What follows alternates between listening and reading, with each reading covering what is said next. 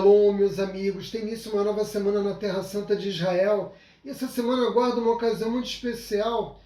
Agora, no domingo, no início da noite, nós iniciamos a celebração de Shavuot, Matan Torá, a entrega da Torá.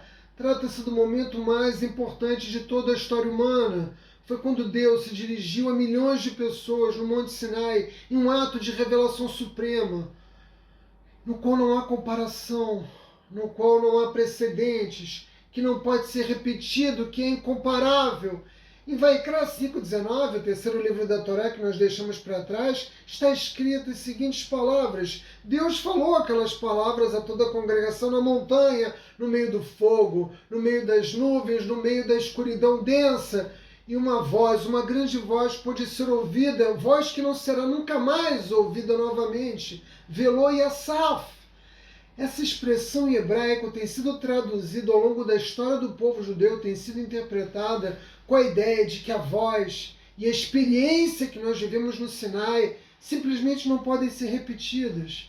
E você vai perguntar por que, Átila? Porque foi um acordo único. A entrega da Torá foi um acordo único, um momento excepcional que não se repetiria. Por isso que nós sabemos que todos aqueles evangelhos que são apresentados no mundo como parte de um acordo de Akadosh Baruch Hu com quem quer que seja, é necessariamente falso, porque Hashem falou à humanidade uma única vez, e foi no Monte Sinai, e Ele nos entregou a Torá. Nós aceitamos esse momento como algo absolutamente singular, e não importa a vida que cada um de nós venha levar, as escolhas que nós possamos fazer, nós nunca seremos capazes novamente de experimentar a revelação do Sinai.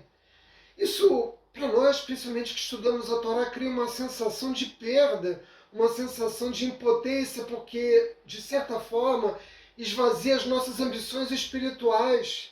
Você vai me perguntar, mas por que, Átila? Porque se foi um evento único e singular, no qual Deus falou à nossa congregação, ou você estava lá, ou você não estava. E se você não estava, você perdeu essa experiência, você perdeu esse momento.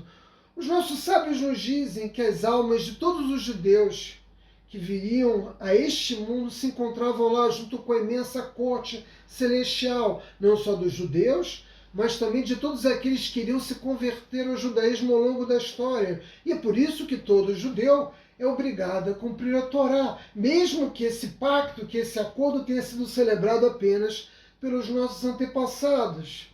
Mas a pergunta é como nós nos reconectamos a isso nos dias de hoje. Como é que nós podemos acessar a ratificação que somente a voz de Deus pode fornecer sobre a existência e sobre a nossa missão no mundo, já que nós não ouvimos a voz de Deus?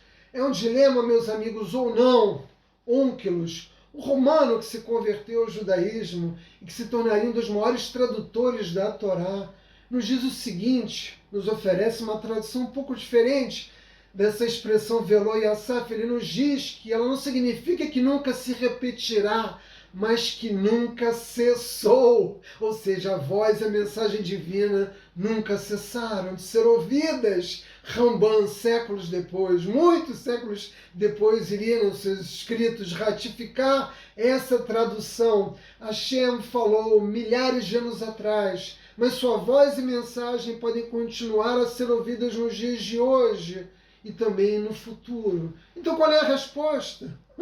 A expressão Velô e Asaf significa que essa voz e mensagem e essa experiência espiritual não pode ser repetida ou que ela jamais cessou. E os nossos sábios nos ensinam que a resposta a essa pergunta depende exclusivamente das nossas escolhas. Como assim, Átila? Nós devemos fazer uma escolha crítica. Que escolha é essa? A entrega da Torá foi um evento do passado, um evento histórico que deve ser lembrado apenas com essas características? Ou a voz de Deus continua falando conosco ainda nos dias de hoje? Todo judeu se faz essa pergunta por ocasião de Shavuot, porque é isso que determina a relação dele com o Criador. Nós vamos escolher a interpretação que nos diz que a voz de Deus não é mais ouvida, ou nós vamos aceitar o que o Onkelos nos sugere? Que Ramban ratifique muitos outros sábios do judaísmo, de que nós continuamos a ouvir a voz de Deus, mas é preciso ouvir com atenção. O que isso significa? Significa que reconhecer que a voz de Hashem continua reverberando nos dias de hoje, mesmo passado 3.333 anos, que essa mensagem tem impacto nas nossas vidas. Se você ouve a voz do Criador e não se torna uma pessoa melhor, você está ouvindo a voz da citrarra, você está ouvindo a voz do lado obscuro. Se você ouve a voz de Deus e não cumpre os seus mandamentos, você não está ouvindo a voz de Deus. Eu acredito que a experiência do Sinai, apesar de sua singularidade, representa um evento contínuo.